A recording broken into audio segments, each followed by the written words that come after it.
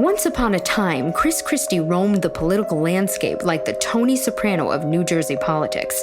A larger-than-life figure, Christie's early political career was marked by a reputation for being hard-hitting and no-nonsense. Like a political heavyweight, he muscled his way through the ranks, using his unique blend of charisma, street smarts, and a dash of Jersey bravado to his advantage. In the world of Garden State politics, he was the boss, not afraid to flex his political muscle or make a few enemies along the way.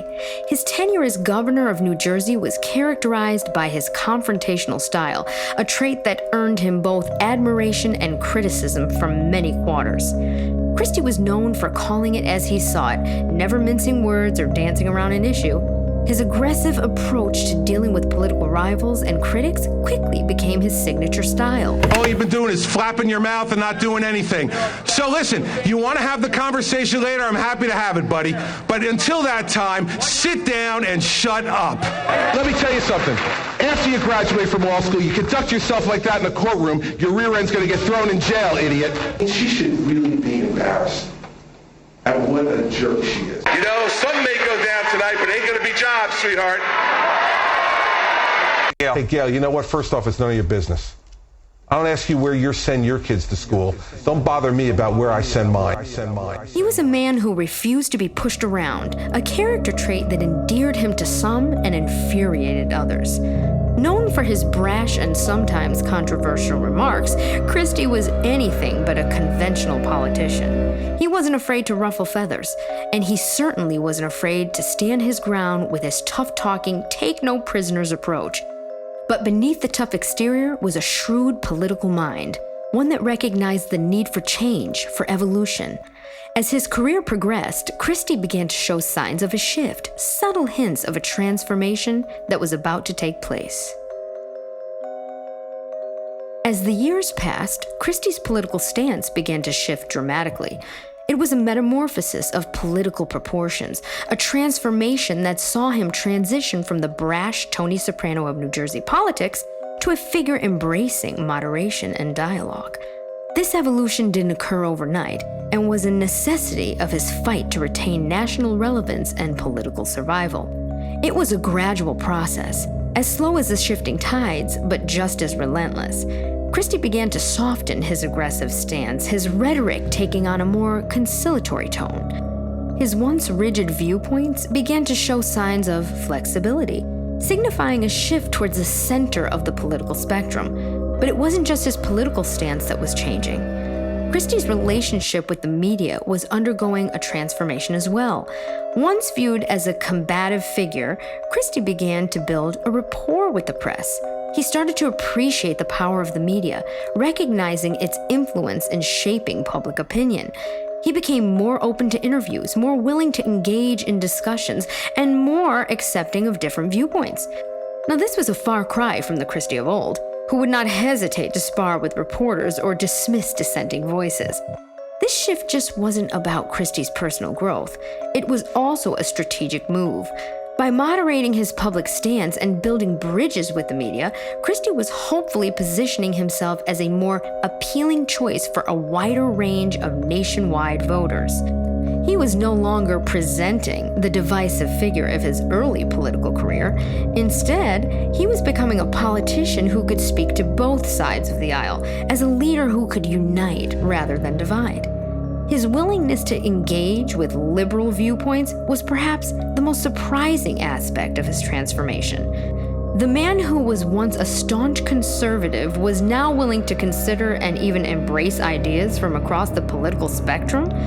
It was a clear indication that Christie was presenting himself as not being the same politician he once was. The public transformation of Christie was well underway.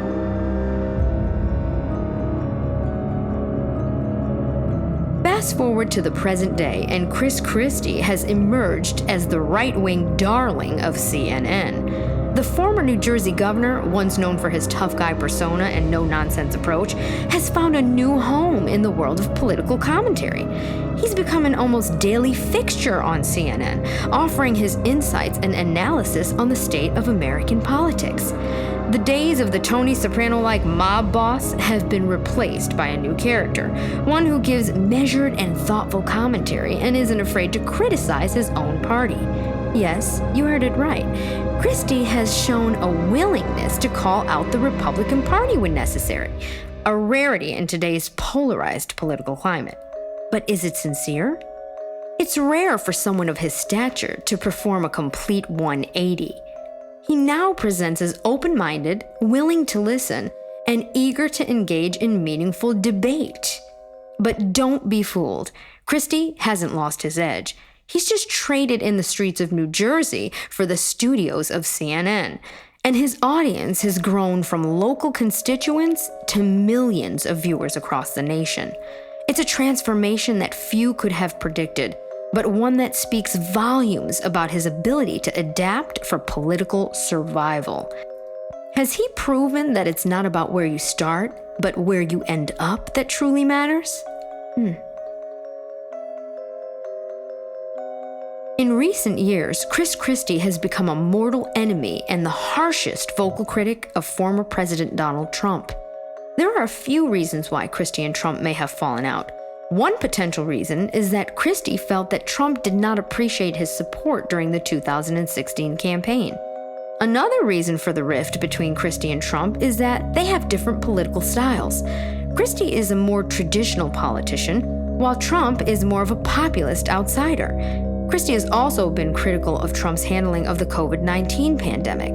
There are many political insiders and members of the GOP who believe Christie is being used as a weapon to take down Trump in the 2024 election. They reason that Christie is being heavily backed by establishment Republicans who are afraid of Trump, and that many of Christie's criticisms of Trump are personal and petty. Christie's supporters respond to this by stating that Christie has always been a vocal critic of Trump, even before they fell out of favor. In a 2021 interview with Newsmax, Trump said that Christie was very angry that he didn't get a job in his administration. Trump also said that Christie was jealous of his success. Christie has denied being angry or jealous of Trump. He has said that he is simply speaking his mind about Trump's policies and behavior. Trump has responded to Christie's criticism by calling him a loser and a disloyal friend. He has also said that Christie is not a good person. The feud between Christie and Trump is likely to continue for the foreseeable future. It is a reflection of the deep divisions within the Republican Party. But what does Christie's transformation mean for the future, you might ask? Well, brace yourselves as we delve into the potential implications of this political metamorphosis. Could it be a bellwether for a broader trend within the Republican Party? Yes, you heard it right. If Christie's transformation is any indication, we may be witnessing a shift in the party's dynamics.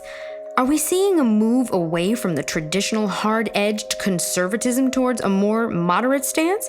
Does Christie's story hint at a Republican Party that is willing to adapt and eager to embrace a more centered audience? While current data reports that the GOP base isn't currently interested in that type of transformation, as we look to the future, though, we must ask, what does the transformation of Christie tell us about the direction of our politics? It's still too early to tell, but through it all, Christie has demonstrated a remarkable ability to navigate the complex political landscape, much like a chameleon that changes its colors to survive in diverse environments.